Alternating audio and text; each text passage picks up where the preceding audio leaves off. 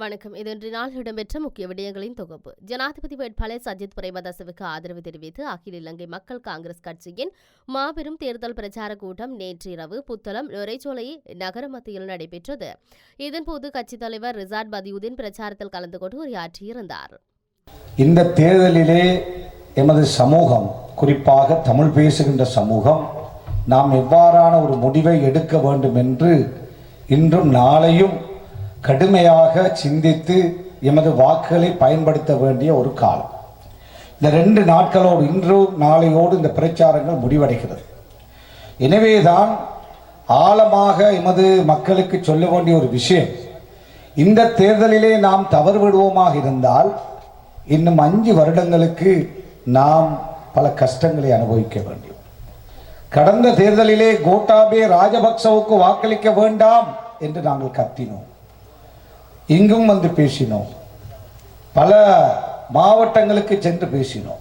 ஆனால் ஒரு சிலர் ஆயிரக்கணக்கிலே லட்சக்கணக்கிலே சிறுபான்மை மக்களும் அவருக்கு வாக்களித்தார். அதனுடைய விளைவுகளை நாங்கள் கண்டோம். கண்ணுக்கு முன்னால் எமது மையத்துக்கள், ஜனாசாக்கள் எரித்த வரலாறு உலகத்தில் எங்குமே இல்லை, இலங்கையிலே மாத்திரம் கண்டோம். கோட்டாபே ராஜபக்ச என்ற கொடுங்கோல் ஆட்சியாளர் என்னென்ன அநியாயங்களை சிறுபான்மை சமூகத்துக்கு செய்ய வேண்டுமோ அத்தனை அநியாயங்களை திட்டமிட்டு செய்தார். மையத்தை எரிப்பு என்பதை சிம்பிளாக சொல்லலாம். ஒரு தாயை, தந்தையை, பிள்ளையை எரிக்கின்ற பொழுது எவ்வளவு வேதனை அந்த குடும்பத்தினர் அடைந்திருப்பார்கள் என்பதை நாங்கள் சற்று சிந்திக்க கடமைப்பட்டிருக்கோம். அவ்வாறான வேதனை மிகு ஒரு காலமாக இருந்தது. அந்த காலத்திலும் ஒரு கூட்டம் நாங்கள் எல்லாம் சேர்ந்து உருவாக்கின ஒருவர் தெரியுமா அவங்களுக்கு. இந்த தொகுதியிலையும் ஒருத்தரை நாங்கள் அனுப்பி வச்சோம். ரொம்ப கஷ்டப்பட்டோம். எல்லாரையும் ஒன்று சேர்த்தோம். எல்லாரையும் ஒன்று சேர்த்து 32 வருஷம் சாதிக்காத சாதனையை சாதிக்க வேண்டும் என்று ஐக்கிய தேசிய கட்சியில் ஒரு கூட்டம், SLPயில் ஒரு கூட்டம், முஸ்லிம் காங்கிரஸில் ஒரு கூட்டம் என்று அகில இலங்கை மக்கள் காங்கிரஸ் என்று 4ஆக பிரிந்திருந்த மக்களை ஒன்றுபடுத்துவது என்பது இலகுவான காரியம் அல்ல. அந்த பணியை நாங்கள் தலைமையேற்று செய்தோம். அல்லாஹ்வுடைய உதவியினால் இந்த தொகுதி மக்கள் அதை ஏற்றுக்கொண்டார்கள், ஒன்றுபட்டார்கள். கட்சி வெறி, கட்சி நிறத்தின் வெறி எல்லாம் மறந்து சமூக வெறியோடு நின்றார்கள். அதனுடைய பலாபலனை நாங்கள் கண்டோம். ஒரு பாராளுமன்ற உறுப்பினரை கண்டோம். அல்லாஹ்வுடைய நாட்டம், அவர் தனக்கு எது சரியோ, தனக்கு எது லாபமோ, எந்த முதலீடு செய்தால் தனக்கு அதில் லாபம் கூட வரும் என்று தனக்கு தெரியும் ஒரு கூட்டத்தில் பேசியிருந்தார். பேசி கடைசியாக இந்த தொகுதிக்கு மட்டுமில்லை, என்னோட முஸ்லிம் சமூகத்துக்கே ஒரு அவப்பெயரை பெற்று தந்தார். என்றாலும் அவரை பேசுகின்ற நேரத்தை நான் கெடுக்க விரும்பேன். அவர் சொல்றார் ரணிலுக்கு தான் ஓட்டு போடணுமா. ஏன்? அவர் ஒரு பெரிய புத்திஜீவி, பெரிய அரசியல் ஞானம் உள்ளால். அவர சொந்த தொகுதியில பிரதேச தேர்தலில் கேட்டு தோத்த மனுஷன், சொந்த வட்டாரத்தில். அவரை தோக்கடிச்ச ரஷ்மி மந்திரத்துவம் நம்மளோட போய் இருக்கார். அவர் தான் புத்தள கூட்டத்தை ஏற்பாடு செய்திருக்கிறார். அந்த மனுஷனை ஒரு பாராளுமன்ற உறுப்பினராக கொண்டுக்காரன்னா எவ்வளவு கஷ்டப்பட்டிப்போம். இன்றைக்கு தாயிர் மந்திரிய மாவட்ட அமைப்பாளரை போட்டு, சந்தான அமைப்பாளரை போட்டு, இன்றைக்கு அவருடைய வளர்ச்சிக்காக இந்த கட்சி தலைமை முயற்சி செய்து கட்சி ஆதரவாளர் பாருங்க, எத்தனையோ முகங்கள். என்ன 20-25 வருஷமா இந்த அரசியல்ல எனக்கு பக்கபலமாக இருந்த பல முகங்களை காண்றோம். எல்லாம் பெரிய உணர்ச்சி வசப்பட்டு வரவேற்றீங்க. எல்லாம் ஊர் மக்கள், இடம்பெயர்ந்து வந்த மக்கள், எல்லாருடைய தியாகமும் தான் ஒரு பாராளுமன்ற உறுப்பினர். ஆனால் வென்ற பிறகு தலைகீழாக பேச தொடங்கினார். எனவே அவரை பற்றி பேசி நேரத்தை வீணாக்காமல் அவரே போதும் ரணிலுக்கு நாம வாக்களிக்காம இருக்கிறது. அந்த மனுஷன் சொல்றாரா அதுக்கு மாறாதான் நம்ம செய்யணும். ஏன்? அவரு யாருன்னு அவர் நிரூபிச்சுக்கார் 4 வருஷத்துல. இந்த மாதிரி தான் 100 பேர் கோட்டாபே ராஜபக்சவோடு சேர்ந்து மையத்தை எரித்துக் கொண்டிருக்கின்ற பொழுது அந்த மையத்துக்களுக்கு எண்ணெய் ஊற்றியவர் அல்லது அந்த வேதனை போல் நமது அழுகுரல்கள் கேட்காத, அதற்கு எதிராக அதை ரசித்து கோட்டாபே செய்த அநியாயங்களை நியாயப்படுத்திய 100க்கும் மேற்பட்டவர்கள் என்று ரணில் விக்ரமசிங்கோடு இருக்கிறார். எல்லாரும் ஏன் வந்தாங்க? ரணில் மீது இதுள்ள பாசமா? ரணில் வெல்ல வேண்டும் என்பதற்காக? ஏன் வெல்ல வேண்டும் ரணில்? இவர்களுடைய களவுகளை காப்பாற்றுவதற்காக, இவர்களுடைய ஊழலை காப்பாற்றுவதற்காக, இவர்களுடைய சொத்துக்களை நான் ஜனாதிபதி ஆனால் பறிப்பேன் என்று சஜித் சொல்லுகிறார். அது வெளிநாட்டில் இருந்தால் என்ன, உள்நாட்டில் இருந்தால் என்ன, இவற்றை நான் மீள அரசுடைமையாக்குவேன் என்று சொல்லுகிறார். இவர்களுடைய களவுக்கு எதிராக சட்ட ரீதியாக நடவடிக்கை எடுத்து சிறையில் அடைப்பேன் என்று சொல்லுகிறார். எனவே அந்த அச்சத்திலே தான் இவர்கள் எல்லாம் ரணிலை சுற்றி கொண்டு திரிகிறார். ரணில் விக்ரமசிங்கவால் இன்றைய தேர்தல் நிலைமை 3வது இடத்தில் இருக்கிறார். 3வது இடத்தில் இருக்கிறார். 2வது இடத்திலே அனுரகுமார் இருக்கிறார். 1வது இடத்திலே நமது சஜித் பிரேமதாஸ் அவர்கள் இருந்து கொண்டிருக்கிறார். சஜித் பிரேமதாசாவுக்கும் அனுரவுக்கும் இடையிலே ஆய்வுகள் சொல்லுகிறது 15 லட்சம் வித்தியாசம். 15 லட்சம் வித்தியாசம். அனுரவுக்கும் ரணிலுக்கும் இடையிலே இன்னும் ஒரு 15 லட்சம் வித்தியாசம். அப்படி என்றால் எப்படி ரணிலால் வெல்ல முடியும்? எனவே வெல்லாத ஒருவருக்கு நாங்கள் வாக்களிப்பது என்ன பிரயோசனம்? வெல்லாத ஒருவருக்காக வாக்களிப்பது, முயற்சி செய்வது, பாடுபடுவது, சஜித்துக்கு வர வேண்டிய தமிழ் பேசும் மக்களுடைய வாக்களை கொண்டு போய் ரணிலுக்கு போட்டு 2வது இடத்தில் இருக்கின்ற அனுரவை முன்னே கொண்டு வருவதற்கு செய்கின்ற சதியாக அது மாறி. அனுரை யார்? அனுரையை யாருக்கு தெரியும்? அவரை தெரியும். நல்லா பேசுறார். என்ன பேசுறார்? நான் ஜனாதிபதியாக வந்தால் எம்பிமாருடைய பென்ஷனை நிறுத்துவேன். நான் ஜனாதிபதியாக வந்தால் எம்பிமாருக்கு கொடுக்கிற வாகன பெர்மிட்டை நிறுத்துவேன். நான் ஜனாதிபதியாக வந்தால் கல்வர்களை பிடிப்பேன். இப்படியெல்லாம் பேசுறார். சொல்றார் தானே? சொல்றார். நான் சும்மா கேட்கிறேன், ஒரு 150 ஃபைலுக்கு மேல இது வரைக்கும் அவர் கொண்டு வந்து காட்டிக்கார். ஒரு வருஷத்துக்கு முதலிலேருந்து காட்டினார் ஃபைல். ஒரு நாள் அட்டிக்கினார் ஃபைல. 100கணக்கான ஃபைல். இந்த ஃபைல்ல உண்மையான களவு பிடிக்கிற ஆளா இருந்தா இதெல்லாம் கொண்டு போய் வீட்டிலே வைக்கிற ஃபைல எங்க வைக்கணும்? ஃபைல ஒரு கொப்பி அடிச்சு சிஐடியில் கொடுக்கணும், பிரைமரியில் கொடுக்கணும், போலீஸ்ல கொடுக்கணும், சிசிடியில் கொடுக்கணும். கொடுத்து போட்டு போலீஸ் நடவடிக்கை காட்டி முன்னுக்கு போய் ஆர்ப்பாட்டம் செய்யணும். ஏன் நடவடிக்கை எடுன்னு? ஏன் கெகலிய ரம்புக்களை கள்ள வேலை செய்து மருந்துக்கு பதிலாக தண்ணியை ஊற்றி இன்ஜெக்ஷன் அடிச்சு கேன்சர் நோயாளிகளை எத்தனை பேரை கொண்டு போட்டார். அதுக்கு மக்கள் போய் முறைப்பாடு செய்தாங்க. போலீஸ் விசாரிக்கல. பிறகு மக்கள் போலீஸுக்கு முன்னால சிஐடிக்கு முன்னால ஆர்ப்பாட்டம் பண்ணினாங்க. அதுக்கு பிறகு விசாரிச்சாங்க. ஒரு அமைச்சரையே கொண்டு போய் ஜெயிலில் போட்டாங்க. போட்டாங்களா இல்லையா? சொல்லுங்க. ஜெயிலில் போட்டான். சாதாரண மக்கள் போய் முறைப்பாடு செய்து, சாதாரண ஒரு என்ஜிஓ போய் முறைப்பாடு செய்து, போலீஸ் வேலை செய்யாமல் பிறகு ஆர்ப்பாட்டம் செய்து ஜெயிலில் ஒரு மினிஸ்டரை போடலும்டா 3 எம்பிமாரோட இவ்வளவு சத்தம் போடுற ஜேவிபியால ஏன் ஏலாது இந்த ஃபைல் எல்லாம் கொண்டு போயிட்டு? இல்லை ஆக குறைஞ்சு கோட்டாபேக்கு எதிராக, சாரி கெகலியக்கு எதிராக ஒரு கேஸை போட்டிக்கலாம். இந்த களவை பிடிச்சு கொடுத்திக்கலாம். பில்லியன் கணக்கான களவு, உயிர் பலி போன களவு பிடிக்க. அதே போல இன்னொரு பெரிய களவு நேற்று முதல் நாள் நடந்துச்சு. 54,000 கோடி இவிசா. எங்கிட்ட கொஞ்சம் பேருக்கு அனுர காய்ச்சல் பிடிச்சி, அனுர மாற்றம், புதுமுகம், அது அவங்களுக்கு தான் அந்த கதை சொல்றேன். இவரு களவு பிடிக்கிறாளா இருந்தா அந்த 54,000 கோடியை போய் நிப்பாட்டிக்கும். இவங்க யாரும் அதை பார்க்கல. பார்லிமெண்ட்ல கூட பெருசா அதை பத்தி பேசல. ஏன்?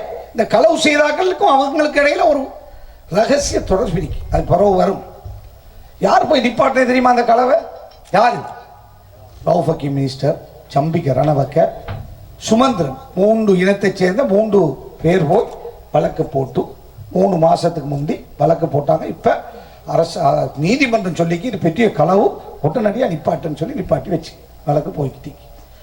54,000 கோடி ரணில் விக்ரமசிங்கவுடைய அமைச்சரவையிலே இன்று மக்கள், விவசாயிகளுக்கு கஷ்டம், மீனவர்களுக்கு கஷ்டம். 3 நேரம் சாப்பிட்ட கூலி வேலை செய்தவன் 1 நேரம் சாப்பிடுகிறான். இந்த நேரத்தில் இவ்வளவு பெரிய கலவர் ரணில் விக்ரமசிங்க கூட்டம் சேர்ந்து எடுக்கு. அந்த கலவை இந்த ஜேபி தலைவரோ கட்சியோ போயிட்டு முறைப்பாடு செய்து பிடிச்சி கொடுக்க. சஜித் பிரேமதாசாக்கு வேலை செய்யற, சஜித் பிரேமதாச அணியில இருக்கிற, அந்த சந்தானையில இருக்கிற இந்த 3 பேர் தான் போய் பிடிச்சி கொடுத்தாங்க. அப்ப நான் சும்மா கேட்கிறேன், உண்மையாவே இவர் வந்து அனுர களவு பிடிக்கிற ஆளா இருந்தா இதெல்லாம் பிடிச்சி கொடுத்தீங்களா தான்டாவாப்பா? ஜனாதிபதியா வந்தா மட்டும்தானா பிடிக்கணும்? ஜனாதிபதியா வந்தா மட்டும்தானா பிடிக்கணும்? எனவே அனுர காய்ச்சல் உள்ளவர்கள் கொஞ்சம் சிந்தி. இன்னும் ஒன்று, பென்ஷனை நிப்பாட்டு வராம். எம்பி மாற பென்ஷன் அவர கட்சியில் உள்ள ஆக்கள் தோத்தாக்கள் 40 பேர் பென்ஷன் எடுத்துக்கிட்டாங்க. ஜேபியில் உள்ள அனுர கட்சியில் உள்ள 40 பேர் பென்ஷன் எடுத்துக்கிட்டாங்க. அவர் வந்து பென்ஷனை நிப்பாட்டா ஏன் இந்த 40 பேர் பென்ஷன் எடுத்து சாப்பிட்டுக்கிட்டாங்க? அதை முதல்ல நிப்பாட்டணுமே. நீங்க இந்த 40 பேர் பென்ஷனை நிப்பாட்டணுமே இல்லையா? முதலாவது ஜனாதிபதியா வந்து நிப்பாட்டுறதுக்கு முதல்ல நீங்க எடுக்கிறத நிப்பாட்டுங்கடாவாப்பா. ரைட், சரியான தான். அதனால இன்னொரு விஷயம், பெர்மிட், வாகன பெர்மிட் அவர் வந்தா நிப்பாட்டு வரான். எம்பி மாரு கொடுக்குற வாகன பெர்மிட் அவர்கிட்ட கேளுங்க. அவர் அனுர காய்ச்சல் காரணம் யாரா இருந்தா கேட்டு பாருங்க. இதுவரையும் எம்பிமாருக்கு கொடுத்த வாகன பெர்மிட் எல்லாம் அவர் தொடக்கம் அவ்வளவு பேர் எடுத்துக்கிறான். இந்த கோட்டாபை வந்த பிறகு கிடைக்கல, பஞ்சம் வந்ததால இதுக்கு கொடுத்த அவ்வளவு வாகன பெர்மிட்டும் ஜேபி எடுத்துக்கிறாங்க. அப்ப இவங்க உண்மையான ஒரு கொள்கைவாதியா இருந்தா ஏன் நீங்க இந்த ஜேபி அந்த நேரத்தில் வாகன பெர்மிட் வேணாம், இது பிள்ளை எங்களுக்கு வேணாம் நீங்க வேணாம் சொல்லிக்கலாம் தானே? அப்ப நீங்க எடுக்கலாம். ஆனா நீங்க ஜனாதிபதி தான் நிப்பாட்டுவீங்க. நீங்க ஜனாதிபதி வந்தா தான் களவு நிப்பாட்டுவீங்க. என்னடாப்பா நியாயம்? எனவே அன்பு சகோதரர்களே, அழகாக பேசுகிறார் என்பதற்காக ஏமாந்து விடாதீர்கள். அவருக்கு பின்னால் யார் இருக்கிறார்கள் தெரியுமா? அவருடைய அமைச்சரவையை பற்றி தெரியுமா? அவருடைய பாராளுமன்ற உறுப்பினர்கள் யார் வருவார் என்று தெரியுமா? சஜித்தோட யாராவது இருக்கிறார்? ரவுபக்கி மினிஸ்டர் இருக்கிறார், நான் இருக்கிறேன், சுமந்திரன் இருக்கிறாரு, அல்லது திகாம்பரம் இருக்கிறாரு, மனோகணேஷ் இருக்கிறாரு, காவிந்த ஜாவேதன கத்தோலிக்க மக்கள் சார்பாக இருக்காரு. ஒரு பிரச்சனையா, தேவையா, ஒரு சமூக பிரச்சனையா, இன பிரச்சனையா, அல்லது ஊர் பிரச்சனையா, அல்லது வேலை வாய்ப்பு பிரச்சனையா, அல்லது வேறு பிரச்சனையா, அபிவிருத்தி பிரச்சனையா, எதுவா இருந்தாலும் போய் பேசுறதுக்கு யாராவது இருக்கிறாங்க. ஒன்று மாவட்டத்தில் இருக்கிறாங்க அல்லது நாட்டில் இருக்கிறாங்க. இவருக்கு பின்னால யாராவாப்பா இருக்கிற? யாருக்கு தெரியும்? இன்னைக்கு அவருக்காக ஆபீஸ் போட்டுக்கொண்டு அவருக்காக பிரச்சாரம் பண்ணிக்கொண்டு பேஸ்புக்ல சோசியல் மீடியாவில் எழுதுறாக்கள். உங்களால் ஏழுமா அவர் ஜனாதிபதியாக வந்தால் இந்த மக்களுடைய தேவைகளை, பிரச்சனைகளை, அவருடைய உணர்வுகளை அல்லது அவர்களுக்கு வரப்போகின்ற அல்லாஹ் பாதுகாக்க வேண்டும் ஏதாவது ஆபத்துக்களை இவரோடு பேசி முடித்து கொடுக்க முடியுமா? எனவே ஏமாந்து விடாதீர்கள். இப்படி கொஞ்சம் பொடியமாற கோட்டா பின்னிக்கு இருந்து வைநேத்தி கடைசி குண்டை வச்சு முழு சமுதாயத்தின் நாசத்தில் கொண்டு போட்டான். வீட்டுக்குள்ள நாயை போட்டு செக் பண்ணான். முஸ்லிம் வீடுகளுக்குள்ள நாயை போட்டு செக் பண்ணான். சும்மா ராவுல படுத்து கிடந்த என்ன கொண்டு போய் 210 நாள் ஜெயில போட்டான். ஆசாச்சாரியை கொண்டு போய் ஜெயில போட்டான். ஆயிரக்கணக்கான உலமாக்களை கொண்டு போய் போட்டான். வீடுகளில் இருந்த கத்தி, பெரிய கத்தி இருந்தா அதை கொண்டு போயிட்டான். குசனிக்குள்ள கத்தியை வைக்கலாத நிலைமை. வீட்டுக்குள்ள வருமுன் காப்போ முழுமையாக குணப்படுத்த ஆரம்ப நிலையில் கண்டறிவோம் எனும் துணை பொருளில் அரசாங்க அதிபர் அவர்களின் தலைமையில் புற்றுநோயை கண்டறியும் நிலையம் தொடர்பான விழிப்புணர்வு நிகழ்வு நேற்றைய தினம் ஆரம்பிக்கப்பட்டுள்ளது.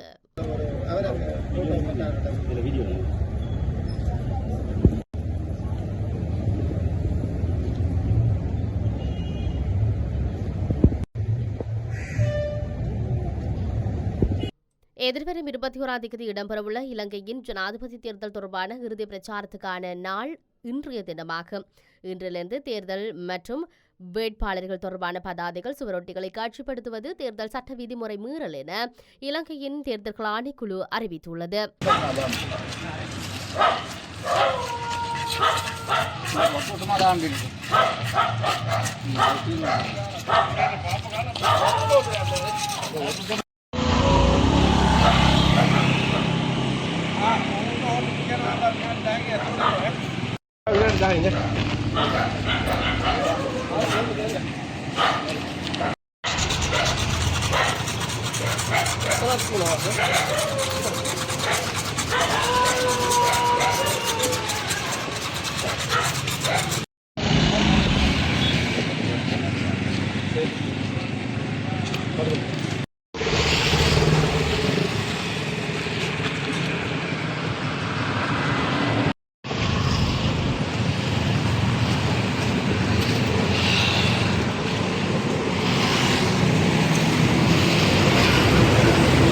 கந்தையா அருந்தவ பாலன் சமூக அரசியல் செயற்பாட்டாளரும் பத்திரிகையாளர் சந்திப்பு ஒன்றினை நடாத்தி ஜனாதிபதி தேர்தல் தொடர்பான பல்வேறுபட்ட கருத்துக்களை முன்வைத்திருந்தார் என்பதை நாங்கள் சற்று சிந்தித்து பார்க்க வேண்டும். இவர்கள் இன்று இருக்கின்ற சிலர், இந்த கட்சிகளுக்கு சோரம் போன சிலர் இருக்கின்றார்கள். தமிழ் தேசிய தரப்பிலே இருந்து, அதுக்கு மிக தீவிரமான தேசிய தரப்பிலே இருந்தவர்கள், ஆயுத போராட்டத்திலே பங்கு பற்றியவர்கள் கூட என்று வந்து இன்றைக்கு பிள்ளையானை எடுத்துக்கொண்டால் இவர் ஒரு காலத்திலே விடுதலை புலிகளுடைய அமைப்புகளிலே இருந்தவர்.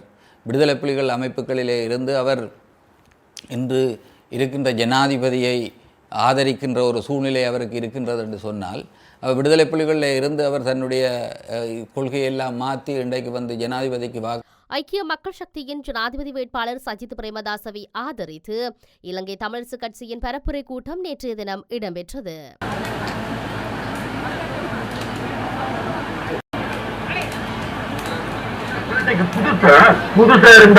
தீர்க்கமாக எடுத்த முடிவு, இதை நாங்கள் இப்படி சொல்ல வேண்டி இருப்பதே எனக்கு வெட்கமாக இருக்கிறது.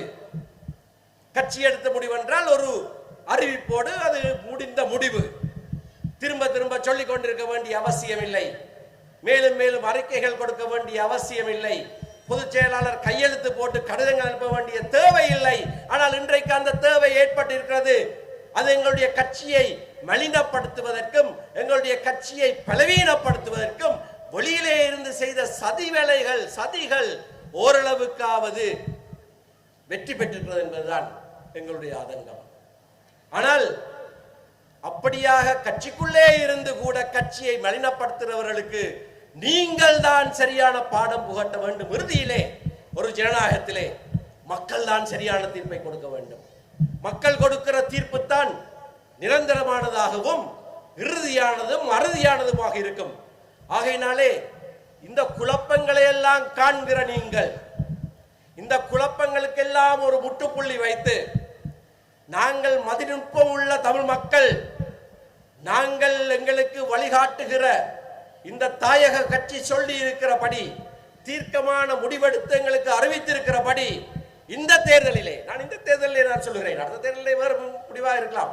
இந்த தேர்தலிலே, கடந்த தேர்தலிலே நாங்கள் ஒன்று திரண்டு ஒற்றுமையாக சஜித் பிரேமதாசவுக்கு வாக்களித்ததை போல இந்த தேர்தலிலும் ஒன்று திரண்டு தமிழ் மக்கள் ஒற்றுமையாக சஜித் பிரேமதாசவுக்கு வாக்களித்தே ஆக வேண்டும் என்பதை ஒரு அன்பு கட்டளையாக உங்கள் முன்பாக நான் வைக்கிறேன். நன்றி, வணக்கம்.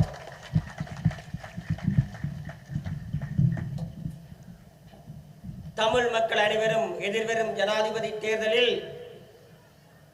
இத்துடன் இன்றைய நாளில் இடம்பெற்ற முக்கிய விடயங்களின் தொகுப்பு நிறைவடைகின்றன. வணக்கம்.